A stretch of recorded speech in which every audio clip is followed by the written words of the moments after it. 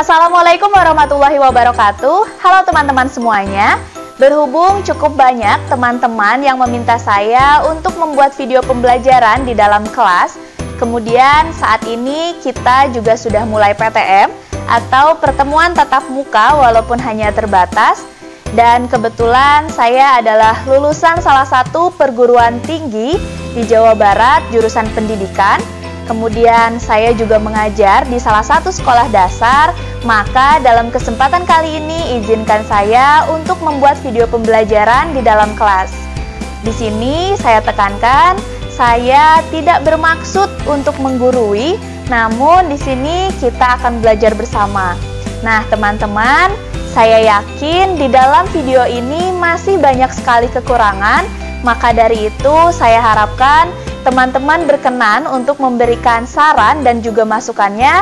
Silahkan tulis di kolom komentar.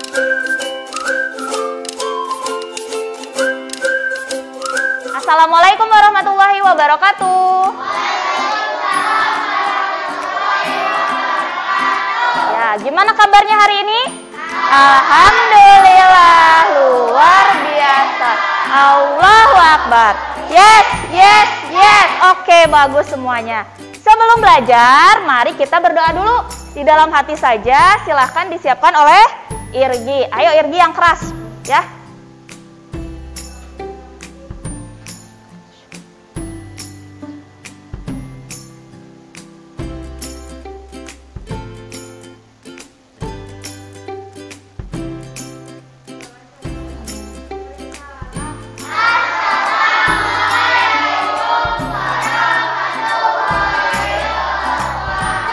Waalaikumsalam warahmatullahi wabarakatuh.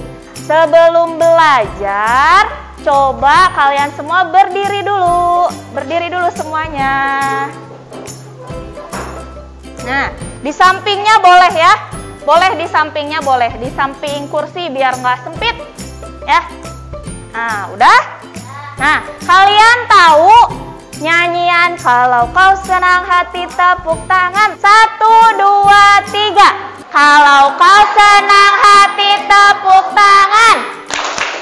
Kalau kau senang hati tepuk tangan. Kalau kau senang hati, ya memang ya begitu. Kalau kau senang hati tepuk tangan. Kalau kau senang hati injak bumi. Kalau kau senang hati injak bumi. Kalau kau senang hati, ya memang ya begitu. Kalau kau senang hati injak bumi. Kalau kau senang hati putar badan, putar. Kalau kau senang hati putar badan, putar. Kalau kau senang hati, ya memang ya begitu. Kalau kau senang hati putar badan, putar. Nah, sekarang semuanya. Kalau kau senang hati semuanya, putar. Kalau kau senang hati semuanya, putar. Kalau kau senang hati, ya memang ya begitu. Kalau kau senang hati semuanya, putar. Ya, tepuk tangan semuanya. Silakan boleh duduk lagi. Sambil kalian istirahat, ya. Selanjutnya akan Ibu absen terlebih dahulu, ya. Oke. Ahmad Malik Ibrahim ada? Hadir, pintar. Akarui? Hadir. Almeira? Oke. Apriani? Ya. Aulia? Bian Langit? Ya. Bian Zalika? Oke. Ehsan, Elsie Kak, ada Fahri, Gina, iya, Irgi, Kanaya, ada Latisha, ada Nita. Alhamdulillah ya, hari ini semuanya hadir. Ya, alhamdulillah berarti semuanya sehat-sehat semua. Anak-anak, ada yang masih ingat nggak Minggu lalu kita belajar tentang apa ya? Tematiknya tentang apa, masih ingat? Tentang ya, pinter, tentang pernafasan. Terus pernafasan itu kenapa kemarin? Cara kita harus menjaga pernafasan ya? Caranya gimana, masih ingat nggak? Minum air putih yang banyak. Terus apa lagi? Makan makanan yang bergizi. Ada apa lagi? Rutin berolahraga. Terus kalau misalnya ada asap, kabut, atau misalnya polusi udara, kita harus menggunakan apa? Iya, berarti masih ingat ya pembelajaran yang minggu lalu. Nah, sekarang silahkan dibuka buku temanya. Nih, anak-anak silahkan dibuka halaman 2 ya. Buku tematiknya halaman 2. Kalian coba perhatikan. Di sana ada gambar apa? Ada gambar seperti ini ya. Ya, ini kira-kira gambar apa? Buah-buahan. Terus ada apa lagi? Sayuran. Di sini semuanya suka makan sayur? Suka makan buah-buahan? Ibu mau tanya, kalau kalian memakan sayuran dan buah-buahan ini fungsinya untuk apa? Untuk kesehatan, Bu. Terus apa lagi? Buat panas dalam, buat pencernaan. Ya, bisa ya. Jadi sebaiknya kalian sehari-hari memakan buah-buahan dan sayuran secara rutin ya. Nah, kemudian di sana contoh makanan-makanan yang sehat. Ada apa aja kalau di gambar ini?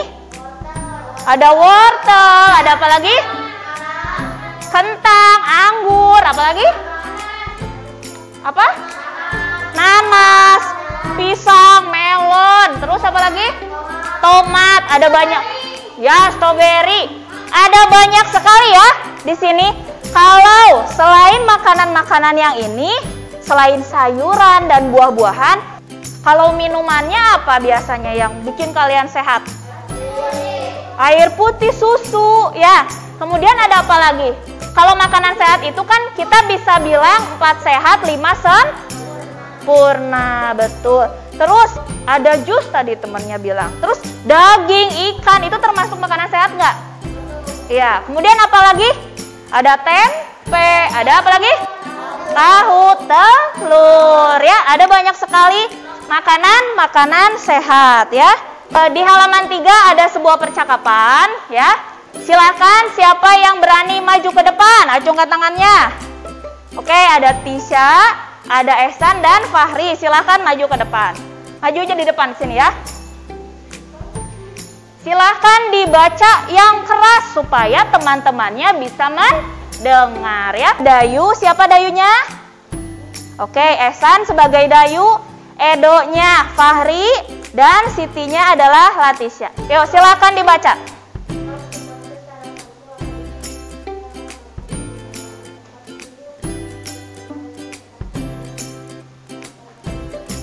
Ya, tepuk tangan buat semuanya ya. Oke, terima kasih. Silakan duduk kembali.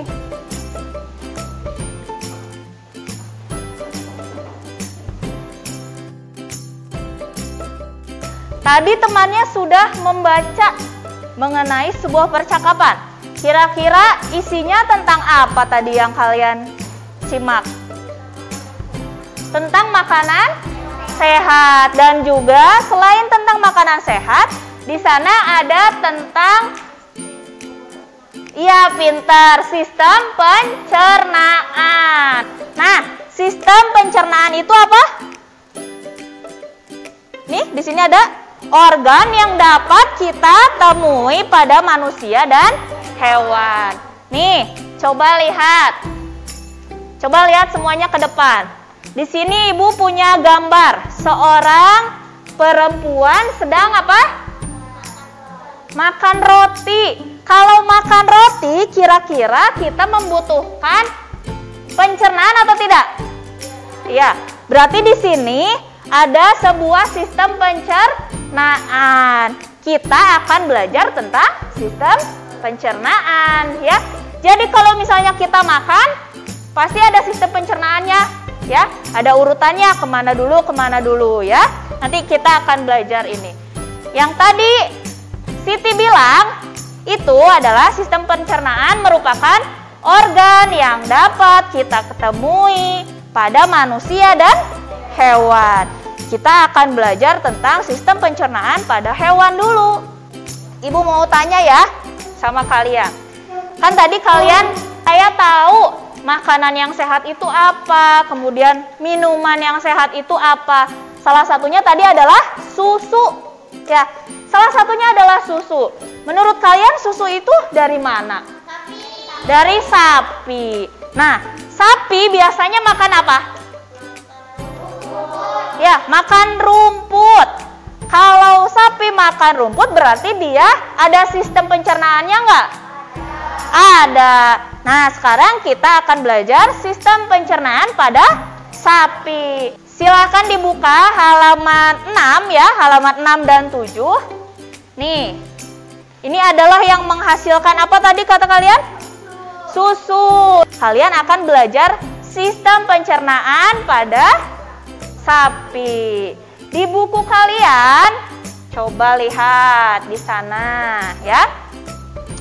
Sapi ini adalah termasuk golongan hewan ruminansia tuh. Baru dengar apa sudah pernah tahu sebelumnya ruminansia? Belum tahu sebelumnya?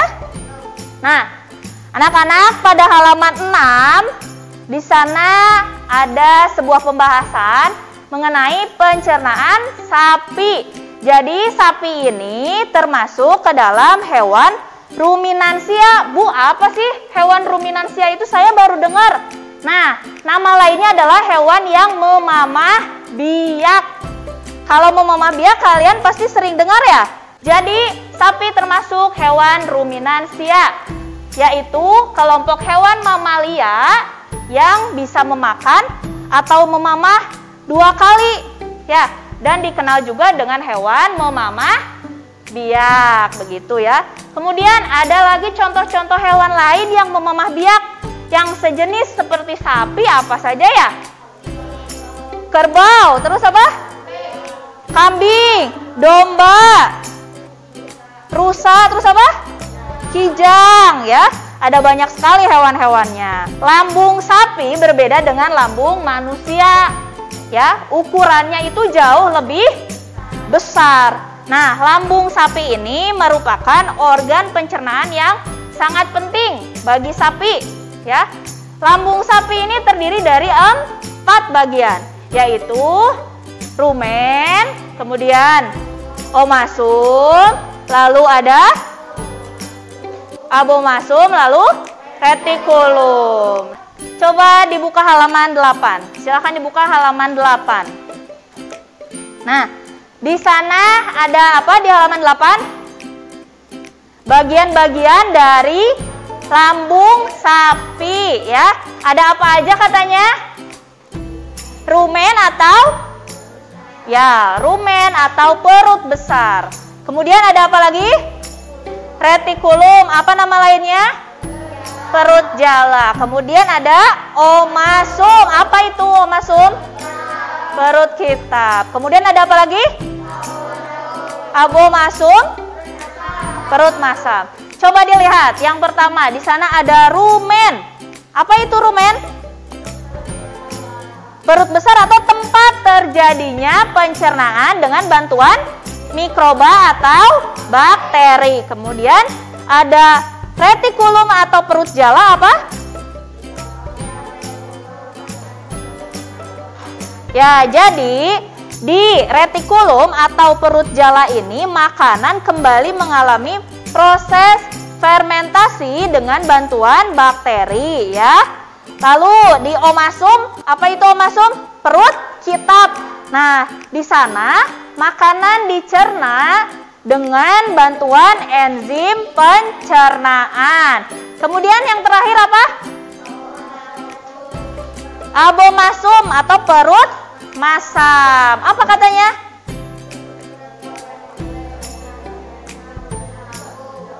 Ya, nama lainnya adalah lambung ya. Di sini makanan dicerna dengan bantuan enzim pencernaan ya. Di halaman 4 di sana ada sebuah iklan. Sebelumnya Ibu mau tanya sama kalian. Kalian pernah melihat iklan? Sering. Di mana biasanya? Di TV ya. Terus di mana lagi? Di jalan Bu suka ada. Ya betul, kadang di jalan-jalan atau di TV ya. Jadi iklan ini juga dibagi menjadi berapa? Dibagi menjadi 2 bagian. Ada iklan dari media cetak dan ada iklan dari media elektronik ya. Begitu. Anak-anak, coba Ibu mau tanya, iklan ini biasanya berisi tentang apa ya? Banyak Bu, makanan juga ada, produk juga ada. Fungsinya dari iklan untuk apa? Supaya apa? Menginformasikan suatu barang atau produk agar para pembelinya tertarik atau berminat untuk membeli produk tersebut. Kalian suka lihat kalau di TV iklan-iklan di sana itu sangat menarik. Ya, pokoknya semuanya bagus-bagus, produknya bagus-bagus ya. Itu fungsinya untuk apa? Supaya kita tertarik untuk membeli produk-produk tersebut ya. Nah, di dalam sebuah iklan juga ada kata kunci. Kata kunci ini apa, Bu? Kata kunci itu adalah sebuah kata yang menjadi inti dari iklan tersebut. Ya. Kalau di sini kira-kira ini kan ada gambar apa saja? Buah-buahan, lalu ada apa lagi? Sayuran. Makanan sehat dan bergizi, solusi untuk hidup sehat dan awet muda, katanya ya. Iklannya begitu bunyinya. Kemudian, makanan sehat dan bergizi penting untuk pertumbuhan otak anak Anda. Lalu, cintai jantung Anda, konsumsi sayur dan buah segar. Manfaat prima dengan rasa yang dahsyat. Kira-kira menarik gak kata-katanya? Menarik ya? Nah, itu adalah ciri-ciri iklan ya. Jadi kata-katanya menarik, menggunakan gambar yang menarik seperti itu ya. Nah, di sini menurut kalian kata kuncinya apa? Apa coba? Cintai bisa juga. Cintai jantung Anda, konsumsi sayur dan buah segar. Atau Bu, saya mah kata kuncinya menurut saya ini adalah tentang makanan dan apa? Ini adalah tentang apa? Makanan sehat dan bergizi. Terus tadi ciri-cirinya apa? Ciri-ciri sebuah iklan itu? Kata-katanya menarik, apalagi? Gambarnya menarik ya. Dan fungsi sebuah iklan adalah untuk apa? Ya, mempromosikan suatu produk ya. Nah, tugasnya kalian hari ini nanti kalian bisa membuat mind mapping atau peta pikiran. Kalau ini di dalam iklan ini kan nanti kalian bisa tulis misalnya di tengah. Tentang apa tadi? Makanan apa? Ya, makanan sehat dan bergizi ya. Bergizi. Kemudian nanti kalian bisa jabarkan di sini. Contoh ya, di sini iklan. Iklan adalah. Kemudian apalagi kalian bisa menjabarkan apalagi di sini? Apa? Ciri iklan ya. Terus bisa lagi Bu, di sini saya mau tulis misalnya fungsi iklan ya. Kemudian apalagi? Ada banyak sekali ya. Nanti kalian buat di buku gambar. Tugas kalian hari ini ada 2. Yang pertama, silahkan buat peta pikiran atau mind mapping mengenai iklan ya. Iklan tadi sudah dijelaskan. Kalian nanti tulis di sana mind mappingnya seperti apa. Kemudian yang kedua, kalian silahkan gambar, kemudian tuliskan juga seperti mind mapping. Itu ada bagian-bagian lambung pada sapi. Jadi nanti silahkan dibuat di buku gambar. kemudian diisi dan dikerjakan. Begitu ya. Ada yang ditanyakan? Sudah jelas? Jelas ya? Oke, silakan dikerjakan dulu ya. Sudah selesai semuanya? Oke, kalau sudah selesai, kita bahas bersama di dalam mind mapping atau peta pikiran yang sudah kalian buat ya. Di sana ada kata kunci. Nah, apa yang dimaksud dengan kata kunci? Ya, inti kalimat dari sebuah iklan atau bacaan.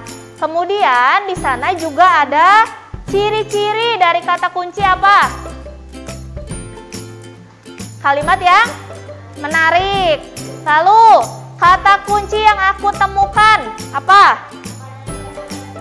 Makanan sehat dan bergizi. Oke.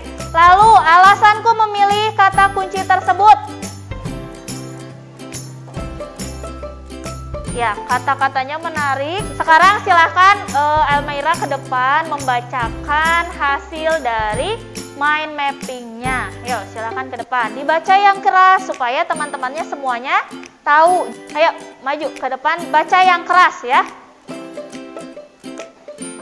Yuk, perhatikan teman-temannya.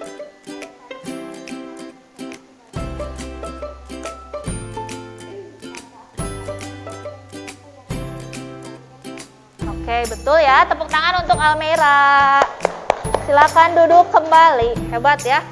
Anak-anak, jadi kesimpulan pembelajaran pada hari ini, tadi kita sudah belajar tentang iklan dan juga tentang lambung sapi. Nah, iklan sendiri adalah apa?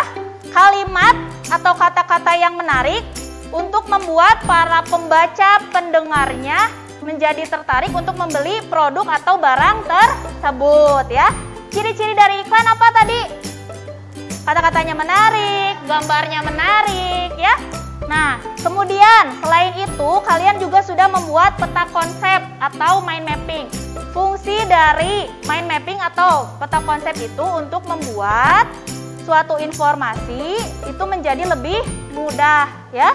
Lalu ada 4 macam bagian pada lambung sapi. Rumen, retikulum, omasum, dan abomasum. Jadi anak-anak, untuk PR minggu depan silahkan kalian membuat mind mapping dari lambung sapi tadi apa saja, kemudian pengertiannya apa saja, dibuat di buku gambar ya. Ada yang ditanyakan sampai situ? Tidak ada. Kalau tidak ada silahkan kalian beres-beres dulu ya.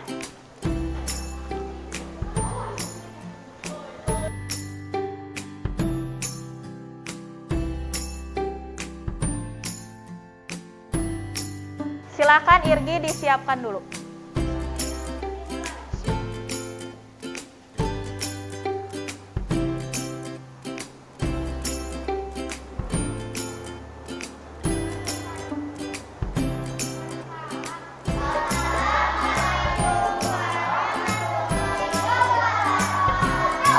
Waalaikumsalam warahmatullahi wabarakatuh. Terima kasih untuk kehadirannya hari ini. Mudah-mudahan kalian semua sehat selalu. Mohon maaf ya apabila ada kesalahan. Kita berjumpa lagi di pertemuan berikutnya. Wassalamualaikum warahmatullahi wabarakatuh.